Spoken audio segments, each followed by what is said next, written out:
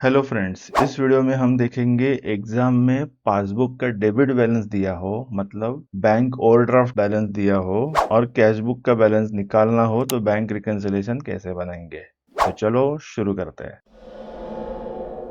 Prepare bank reconciliation statement from the given detail. Find out balance as per cash book of mister Bhuvneshwar as on 31st October. पहला transaction है, passbook of mister Bhuvneshwar shows overdraft of ₹53,970। Passbook का overdraft balance. Passbook का balance क्या होता है? Credit balance. अगर उसमें overdraft हो तो वो होता है डेबिट बैलेंस। तो हम सबसे पहले शुरुआत करते हैं डेबिट बैलेंस से। तो रिकंसिलिएशन में लिख लेंगे bank overdraft as per passbook 53,970। Next, bank wrongly credited mister Bhuvaneshwar's account with ₹17,070। अभी हमें दिया है पासबुक का बैलेंस, हमें निकालना है कैश बुक का बैलेंस। कैश बुक का बैलेंस हमारे लिए बेंचमार्किंग है।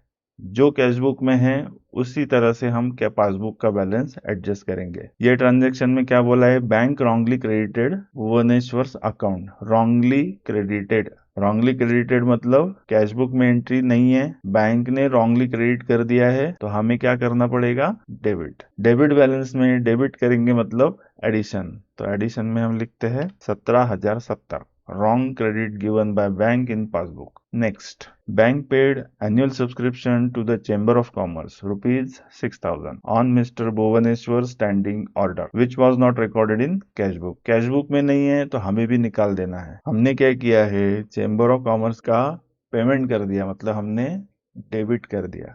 कैश बुक में एंट्री नहीं है तो हम इस एंट्री को रिवर्स कर देंगे, मतलब क्रेडिट कर देंगे। डेबिट बैलेंस में क्रेडिट होता है तो लेस हो जाता है, तो हम यहाँ लेस में लिखेंगे annual subscription of chamber of commerce paid by bank not recorded in cash book 6,000। Next, payment side of bank column of cash book was undercast bye 350। Cash book का बैंक कॉलम पेमेंट साइड में मतलब credit, undercast bye 350, 350 रुपए से कम record किया। तो हम क्या करेंगे? हमारे पासबुक में भी करस्पॉन्डिंग कॉलम कौन सा होता है? डेबिट। डेबिट में 350 कम करेंगे, मतलब क्रेडिट कर लेंगे। अब डेबिट बैलेंस में क्रेडिट करेंगे तो क्या होगा? लेस हो जाएगा। Next, interest on overdraft charge by bank ₹1,530। Bank ने इंटरेस्ट चार्ज किया, मतलब डेबिट कर दिया। कैश बुक में कोई एंट्री की नहीं, तो हम भी क्या करेंगे? वो डेबिट अमाउंट को रिवर्स करेंगे, तो क्रेडिट करेंगे। डेबिट बैलेंस में क्रेडिट होगा तो क्या होगा? लेस हो जाएगा। Okay. Cash deposit of ₹23,000 on 31st October 18 was not recorded in passbook. Cash deposit की एंट्री कैश बुक में कर दी मगर पासबुक में नहीं हुई। कैश बुक के हिसाब से जाना है, कैश बुक में डेबिट हुआ मतलब करस्पॉन्डिंगली पासबुक में क्रेडिट होना चाहिए, तो हम पासबुक में क्रेडिट करेंगे।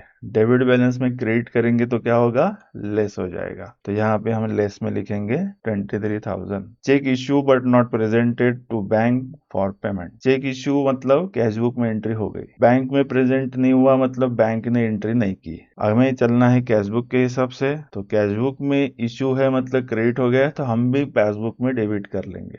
डेबिट करेंगे मतलब डेबिट बैलेंस में एडिशन हो जाएगी, तो हम यहाँ पे लिखेंगे 40,000। एडिशन में cheque issue but not presented to bank for payment ₹40,000। यहाँ तक कंप्लीट कर लिया। अब सारी एडिशन का टोटल आउटर साइड में लिख लेंगे। 57,070 लेस की टोटल हम करेंगे, वो कितनी हो जाएगी?